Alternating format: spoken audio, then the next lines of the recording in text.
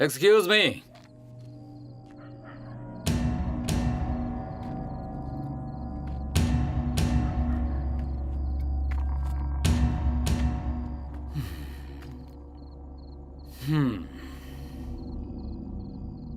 तेरे पास लाइटर है क्या?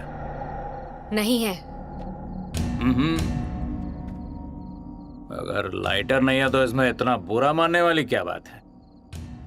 कोई बात नहीं, मेरे पास है।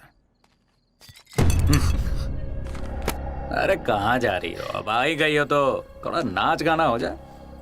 ऐसे पार्टी छोड़ के मत जाओ, अभी तो मजा आना शुरू हुआ है। छोड़ो मुझे। अरे क्या भाई, थोड़ा कस के पकड़। कम ऑन डार्लिंग, थोड़ा ठुमके उमके दिखा। मैंने कहा छोड़ो। क्या कहा? छोड़ो उसे।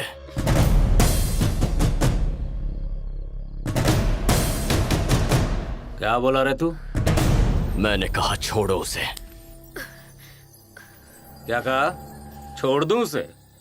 पर मेरा मूड नहीं है। क्या करेगा? मारेगा मुझे? तू क्या इसका भाई है या फिर बॉयफ्रेंड है? बोलना। मैं उसे नहीं जानता, लेकिन अगर तुम लोगों ने उसे हाथ भी लगाया तो छोड़ूंगा नहीं। हाँ? हाँ? जोक मारता है, शाना बनता है।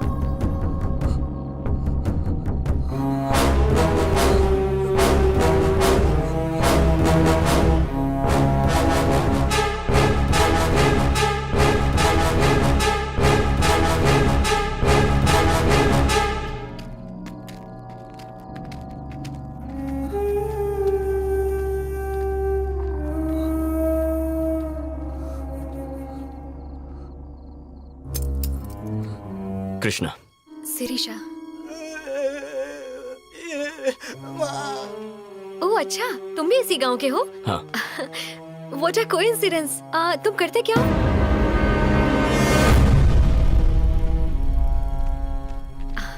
मेरा हॉस्टल आ गया। मुझे उन गुंडों से बचाने के लिए थैंक्स। कोई बात नहीं, गुड नाइट। कृष्णा, अगर बुरा ना मानो तो तुमसे एक बात कहूं। जब तुम उन्हें इतनी बेरहमी से मार रहे थे, मुझे उन गुंडों से ज्यादा तुमसे डर लग रहा था। कृष्णा, क्या मैं तुमसे एक और बात पूछूं? पूछो ना। तुम्हें उन गुंडों को इतनी बेरहमी से मारना जरूरी था क्या? छोटे सांप को भी लकड़ी से ही मारना पड़ता है, ऐसा मेरे बाबा कहते हैं। ओह, तो तुम्हारे बाबा कौन है?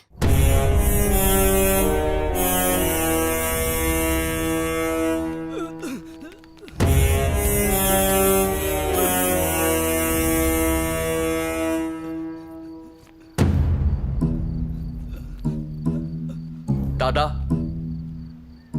मैं आज तुझे एक कहानी सुनाता हूं। मेरे गांव में रामाराव नाम का एक गरीब किसान रहता है। अपनी बेटी की शादी की चिंता थी उसे, तो उसने शंकर राव नाम के एक शिक्षक के साथ उसकी शादी करवाई। दहेज में अपने दामाद को 2 एकड़ जमीन भी दे दी। लेकिन शादी के बाद शंकर राव ने अपना असली रूप दिखाया। अपनी बीवी पेट से है ये भी नहीं सोचा उसने। हर रोज वो उसे मारता था और ज्यादा दहेज की मांग करता था। उसने अपने ससुर रामाराव को भी मारा। तो ये थी अब तक की कहानी।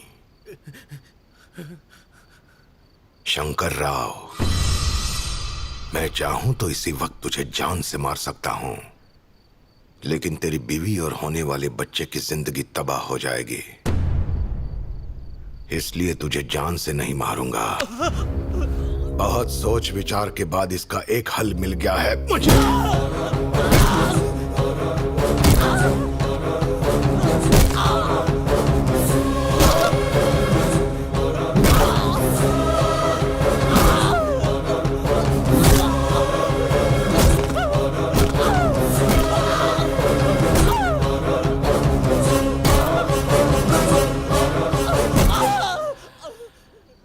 अब तुझे अपने पैरों पर खड़े होने के लिए कम से कम 6 महीने लगेंगे। इस हालत में भी तुम्हारी बीवी तुम्हारा ख्याल रखने में कोई कसर नहीं छोड़ेगी। तब तुम्हें इस बात का एहसास हो जाएगा कि तुम्हारी बीवी तुमसे कितना प्यार करती है और उसे तुम्हारी कितनी फिक्र है। ले जाओ इसे। इसे अस्पताल में भर्ती कर दो। अब 6 महीने के लिए ये तो कुछ कमा नहीं पाएगा। मैं ख्याल रखूंगा इसके परिवार का। ले जाओ। रुक जाओ शंकर राव। ठीक होने के बाद भी तेरी अकल ठिकाने नहीं आई तो हथौड़े के नीचे तेरा सर कुचला जाएगा।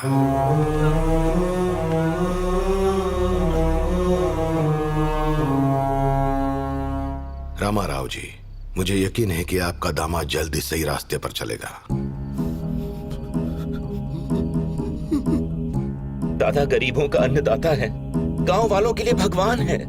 दादा ने नंदवरम प्रोजेक्ट के खिलाफ आवाज उठाई तो उन्हें और उनके परिवार को मारने की कोशिश की गई, लेकिन एक सच्चा इंसान नेकी के रास्ते पर ही चलता है, भले ही उसकी जान चली जाए।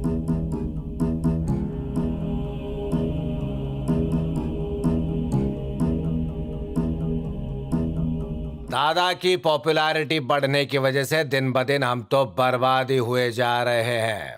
और तो और अगर दादा नंदवरम प्रोजेक्ट के खिलाफ आवाज उठाते हैं तो हमारा तो नामो निशान मिट जाएगा। इसी टेंशन की वजह से हम सब ने बॉस के साथ मिलकर दादा को खत्म कर डालने का प्लान बना लिया है। तुम तीनों में से कोई एक गद्दार है जिसने ये खबर लीक की है, ऐसा इसका कहना है। और एक बात बता दूं, ऐसे मामलों में केआर कभी भी गलत नहीं होता है, ऐसा मुझे लगता है। जिस बंदे तक खबर पहुंचाई है वो बंदा खबर लीक करने वाले से ज्यादा खतरनाक है, इसलिए केआर पहले ही उससे निपट चुका है।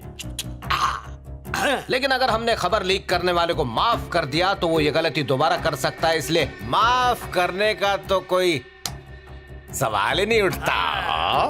बॉस ने केआर से ये कहा है कि वो खबरी तुम में से कोई भी एक हो सकता है, या 2 भी हो सकते हैं, या तीनों भी हो सकते हैं। तुम में से जो गुनहगार नहीं है बचेगा वो भी नहीं।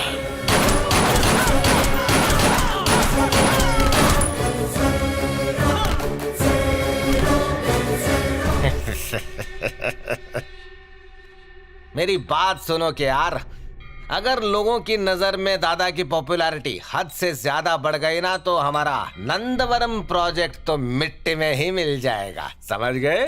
फिर तो हमें जल्दी कुछ करना पड़ेगा भैया। अच्छा, अगर तुमने बताया नहीं होता तो हम तो हाथ पर हाथ धरे बैठे रहते। ये मजाक करने का वक्त नहीं है। ऐसे मुश्किल वक्त में भलाई इसी में है कि छाछ भी फूंक फूंक कर पी जाए, क्योंकि बॉस चाहते हैं हम सही समय का इंतजार करें।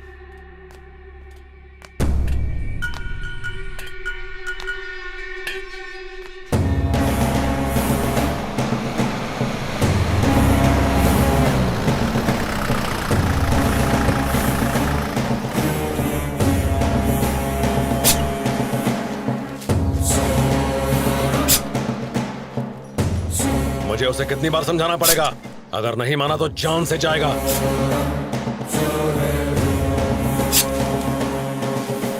जब हम इससे हैदराबाद में मिले थे तो इसने 30 लाख में बात पक्की की थी। अब 10 दिन के अंदर ये पलट गया और कर्नूल कोर्ट के बाहर मेरे चचेरे भाई को मार डाला। सच्चाई को तोड़ मरोड़ के बोलेगा तो काट डालूंगा। आवाज नीचे करके बात कर। मेरा नाम लेने की औकात भी है क्या इसकी? दादा की इज्जत करता हूँ तभी यहाँ आया हूँ। अगर पता होता कि ये 2 कौड़ी का आदमी यहाँ बैठा है तो मैं अपने नौकरों को भी यहाँ नहीं भेजता।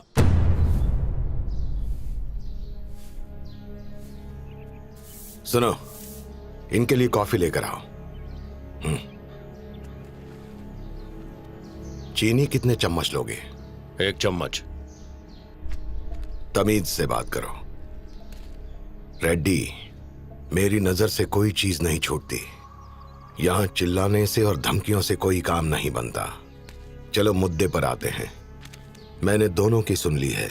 अब जो फैसला होगा वो मैं करूंगा। तुम मेरी इज्जत करते हो इसलिए यहां आए हो, है ना?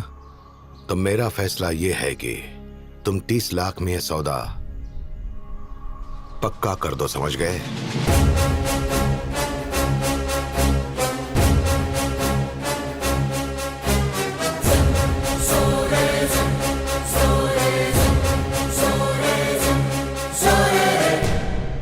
अब साइन ना करके मुझे बेइज्जत करोगे तो मुझे बहुत बुरा लगेगा, और जो मुझे बेइज्जत करता है उसे मैं दुश्मन मानता हूं जिंदगी भर के लिए।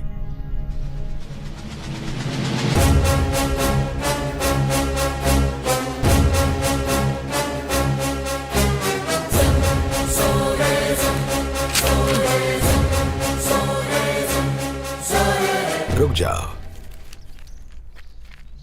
कॉफी तैयार है। मुझे नहीं पीनी। तुम्हें पीनी पड़ेगी। जब तक तुम कॉफी पियोगे तब तक मैं कुछ जरूरी बातें करना चाहता हूं तुमसे। नहीं चाहिए? कोई बात नहीं, मैं पीऊंगा।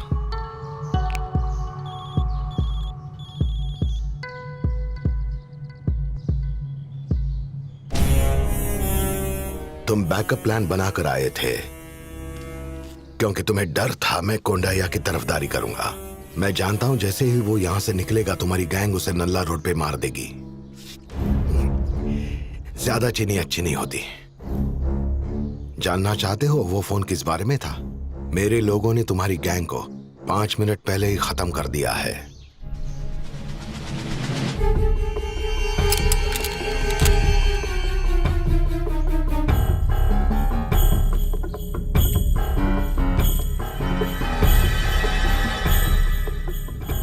दादा, मुझसे गलती हो गई। मैं वाकई आपकी इज्जत करता हूं। हालात की वजह से मैं घबरा गया था। वादा करता हूं मैं कभी इसे परेशान नहीं करूंगा। चलता हूं। ठहरो, तुम्हें जाने नहीं दे सकता। अभी तो तुम डर के मारे भाग रहे हो, लेकिन जल्द ही तुम्हारा यह डर बदले की आग के रूप में बदल जाएगा और तुम कोंडैया की नहीं मेरी जान लोगे। इसलिए कहता हूं कि गुस्सा सेहत के लिए बहुत हानिकारक होता है और तुमने वही किया। इसलिए तुम्हें मारना जरूरी है।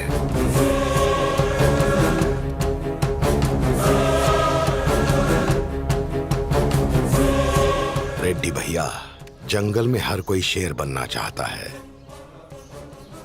लेकिन शेर जैसे दहाड़ना हर किसी के बस की बात नहीं होती। उम्मीद है तेरे अगले जन्म में ये बात को तू जरूर समझेगा। अगले जन्म के लिए बहुत बहुत शुभकामनाएं। रघु,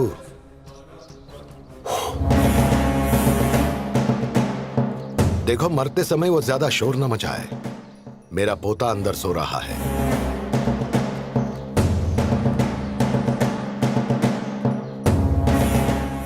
किसी भी बॉडीगार्ड का फर्ज होता है कि वो जिंदा लोगों की रक्षा करे। जो मरा है उस पर जान देने से कोई फायदा नहीं। ना तुम रेड्डी के बेटे हो और ना भाई, सिर्फ बॉडीगार्ड हो। मैं तुम्हें उससे ज्यादा तनख्वाह दूंगा। मेरे लिए काम करो।